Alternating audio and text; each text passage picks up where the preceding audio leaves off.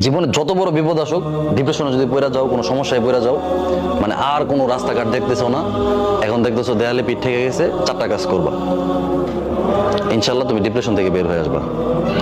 সর্বপ্রথম কাজ হইলো 2 রাকাত নামাজ পড়ে ফেলবা।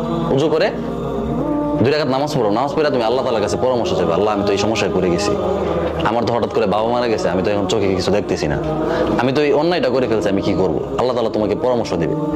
এই কথাটা আমার এক আপা ওই দিন বলতেছে, আমি একটা সিদ্ধান্ত নিয়েছি, নেওয়ার পরে আমি টেনশনে পড়ে গেছি যে হায় আমি এখন কি করব।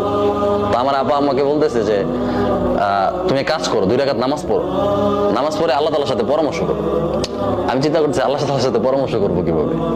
2 রাকাত নামাজ পড়ছি, নামাজ পড়ে আমি আল্লাহকে বলছি যে আল্লাহ আমি তো এমন একটা সিদ্ধান্ত নিছি, কি করব। তখন দেখি আমার মাথায় নানান চিন্তা আসতেছে, বুদ্ধি আসতেছে, পজিটিভ, বুঝছো? ডিপ্রেশনে পড়ে গেলে প্রথম চেষ্টা করবা 2 রাকাত নামাজ পড়া। দ্বিতীয় যে কাজটা করবা, একা থাকবা।